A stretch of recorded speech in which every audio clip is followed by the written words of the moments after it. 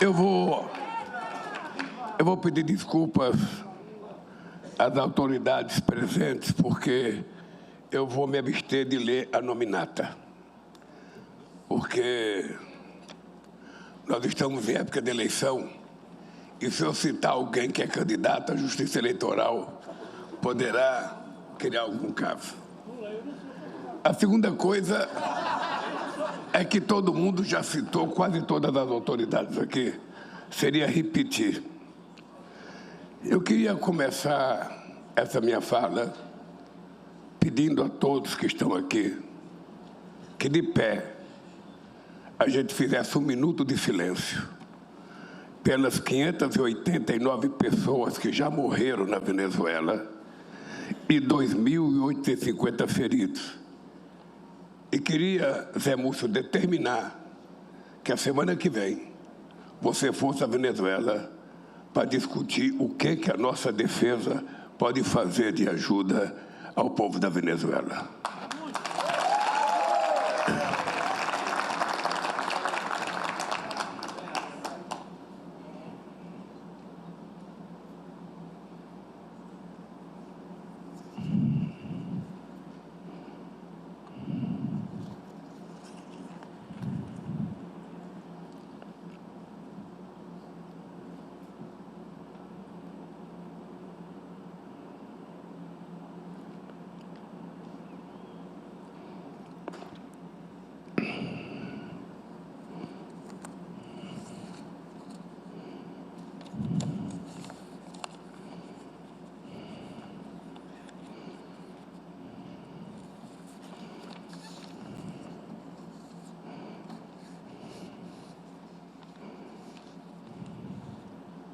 Obrigado.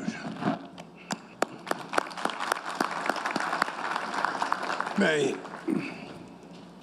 meus amigos e minhas amigas, eu quero contar para vocês um pouco do meu aprendizado e da minha relação com as Forças Armadas. Eu, quando fui eleito presidente da República, em 2003, eu tinha que escolher um comandante da Marinha, um comandante do Exército e um comandante da Aeronáutica. Eu não conhecia nenhum sargento de nenhuma das forças.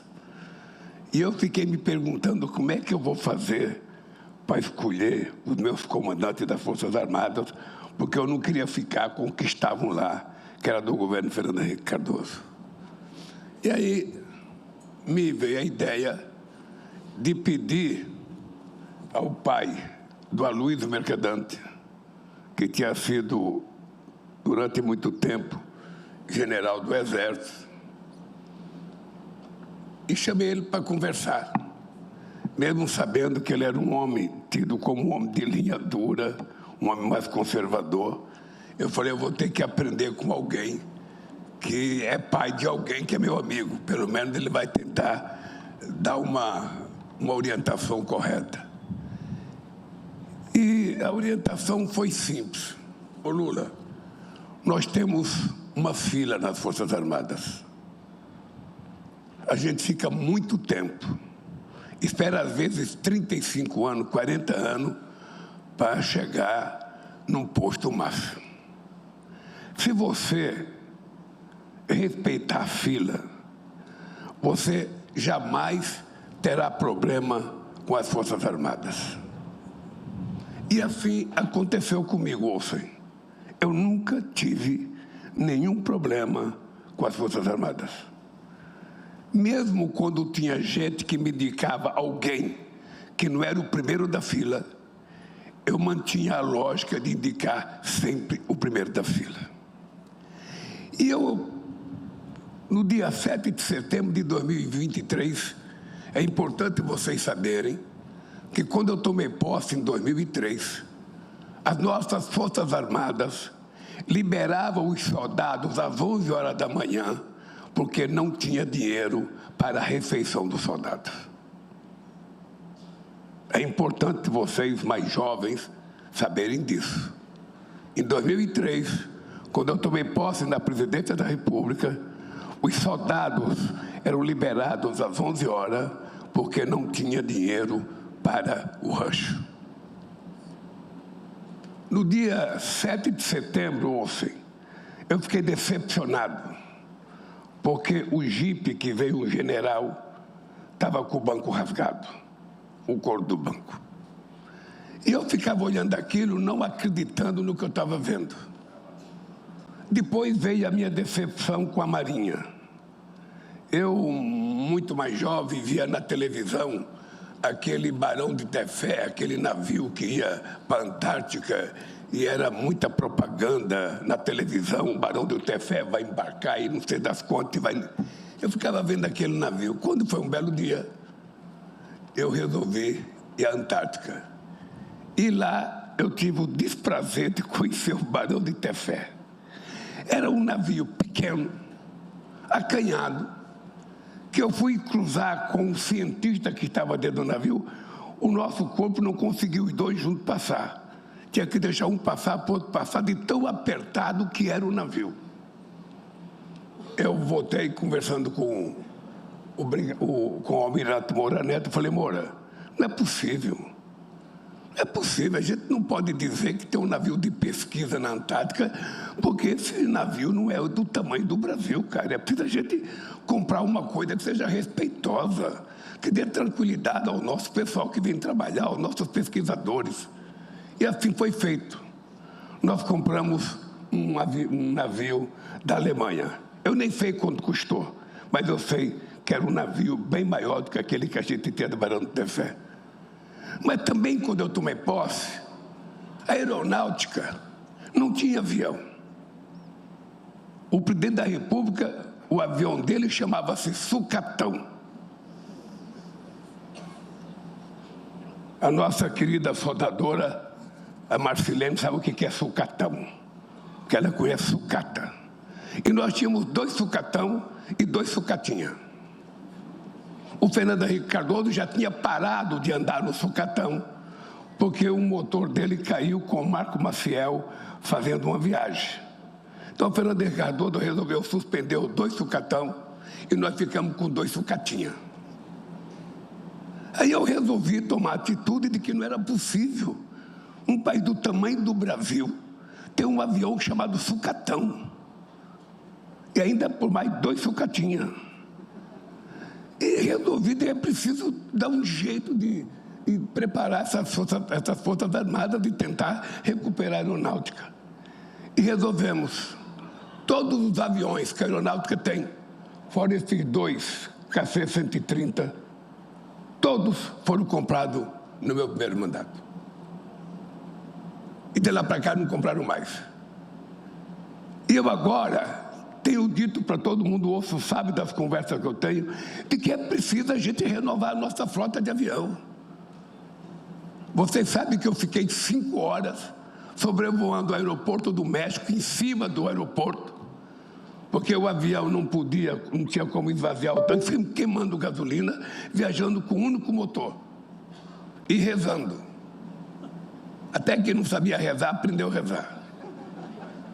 Também não é possível um país do tamanho do Brasil, um país que tem 16.800 quilômetros de fronteira seca, um país que tem 8.000 quilômetros de fronteira marítima, que tem 5.700.000 quilômetros de mar sob a guarda do Brasil, que ainda não sabemos sequer a quantidade, a qualidade das riquezas que nós temos no fundo do mar, que temos parte do nosso petróleo dentro da água. Não é possível que a gente não coloque a defesa como uma coisa extremamente urgente e prioritária. A gente não pode discutir defesa, sabe, apenas repondo aquilo que estragou. É preciso que a gente defina um projeto, que país a gente quer, e definir o país que a gente quer, que defesa nós precisamos para garantir esse país. Nós estamos vendo agora o mundo vivendo a maior concentração de conflitos da história da humanidade depois da Segunda Guerra Mundial. Então nós temos que ter o seguinte: ninguém respeita quem não se respeita. Se nós do Brasil não nos respeitarmos, quem é que vai nos respeitar? Quem vai levar a gente muito a sério, apesar da respeitabilidade que as nossas Forças Armadas têm no mundo? Quem vai nos respeitar se a gente não se respeitar? Eu tenho dito todas as conversas que eu tenho com meus comandantes. Nós precisamos construir um projeto estratégico. E a gente vai ter que ter dinheiro para colocar esse projeto em andamento. Para que as pessoas saibam que nós não queremos briga com ninguém, não queremos invadir ninguém, não queremos guerra com ninguém, mas que nós estaremos preparados para defender os nossos 8,5 milhões de quilômetros quadrados e 215 milhões de habitantes.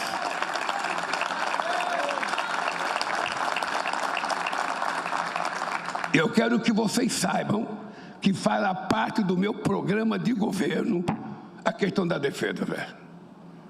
Pela primeira vez eu vou colocar a questão da defesa nacional num programa de governo, que é para a gente poder assumir compromisso público com que tipo de defesa a gente vai querer nesse país. Porque o dado concreto, o dado concreto é que eu fui constituinte. E eu fui daqueles que votei pela não proliferação de armas nucleares.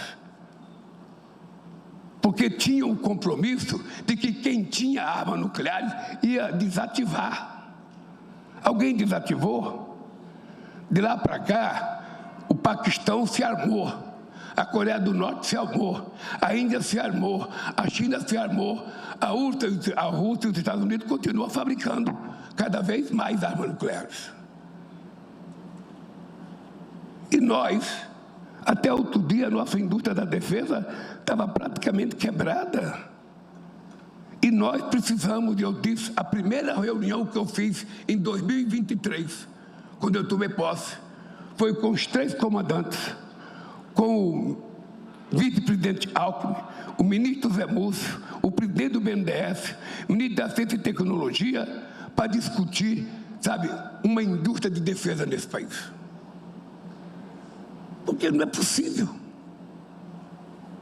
que a gente não tenha noção do nosso tamanho, que a gente não tenha noção da nossa importância na América Latina, que a gente não tenha noção que o mar, sabe, não é uma divisa entre nós e a África, o mar é o que junta nós e a África. E o que a gente pode prestar de serviço e transferência de tecnologia para esses países? Esse é o papel do Brasil. Porque eu não quero guerra, mas eu também não quero ser pego de surpresa. Eu não quero constatar que eu não tenho nada, sabe? Eu tenho que me cuidar. Sabe, um belo dia, quando ninguém esperava, o Solano Lopes, presidente do Paraguai, invadiu logo de vez Brasil, Argentina e Uruguai. Está cheio de nego maluco no mundo. Está cheio de negro maluco no mundo. Agora mesmo o presidente americano quer tomar a Groenlândia, o Canadá vai virar estado dele, quer tomar o canal do Panamá. Onde é que nós estamos? Então eu quero que vocês saibam que isso aqui, para mim, não é um navio. Isso não é um monte de ferro com produtos tecnológicos de primeira linha. Isso é o começo de um país que vai assumir de fato e de direito, o direito de ser soberano, de tomar conta do seu nariz e estar preparado. É isso que nós vamos ter que fazer daqui para frente. Portanto, é com muito orgulho, com muito orgulho, que eu venho participar desse ato de mais uma fragata brasileira. E muito orgulho, querida Marcilene. Você sabe que até 20 anos atrás, mulher não podia ser soldadora. Soldadora era a profissão de homem, com direito à aposentadoria especial aos 25 anos de idade. Mulher não poderia ser torneira mecânica, mulher não poderia ser ferramenteira, mulher não poderia ser fresadora, mulher não poderia ser motorista de caminhão, porque tudo era profissão de homem. E esse dia eu fui no estaleiro colocar 2 balsas no mar. e tinha lá 46 mulheres soldadoras. E qual foi a surpresa que eu ouvi do dono do estaleiro? Elas soldam com mais precisão e mais competência do que os homens, e elas produzem 25 mais do que os homens. Essa é uma coisa extraordinária. Eu lembro quando eu fui inaugurar o estaleiro Atlântico Sul, lá em Pernambuco. Ou seja, a gente não tinha soldador, os estaleiros, contrataram o cortador de cana e formaram o soldador em 3 meses, achando que era só aquilo.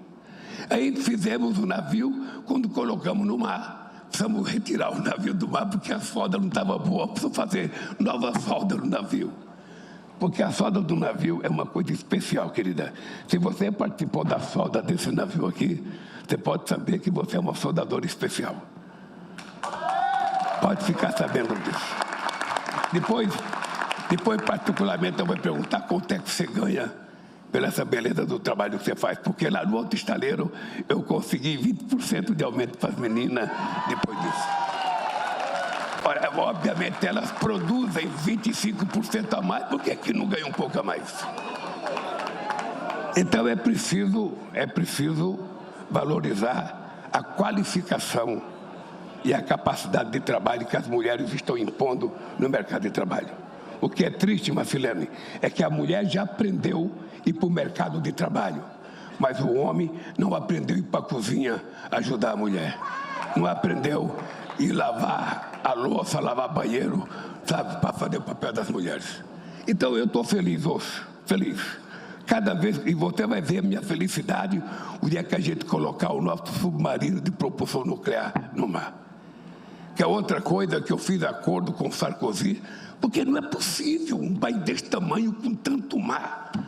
A gente ficar desprotegido com a nossa plataforma de petróleo a 300 quilômetros fora das nossas 300 milhas. E agora vamos achar petróleo na margem equatorial. E vai ter muito petróleo, se Deus quiser. E nós precisamos de defesa. Então é o seguinte, meus queridos companheiros, trabalhadores dos estaleiros, colocar tanta gente na frente de vocês que a gente não vê vocês daqui. Mas eu sei que se não fosse vocês, também não tinha esse navio aqui. Mas eu queria que vocês soubessem o seguinte, olha, se preparem, porque nós vamos viver um novo tempo nesse país. E quero que vocês saibam que além da educação, além da saúde, além da transição energética, além da inteligência artificial, a defesa faz parte das minhas prioridades para transformar esse país no verdadeiro país que ele tem que ser. Não apenas grande pela sua base territorial, não apenas grande pela sua reserva florestal, não apenas grande pelo 12% de água doce, mas grande pela qualidade da nossa defesa em defender o nosso país. Muito obrigado e boa sorte.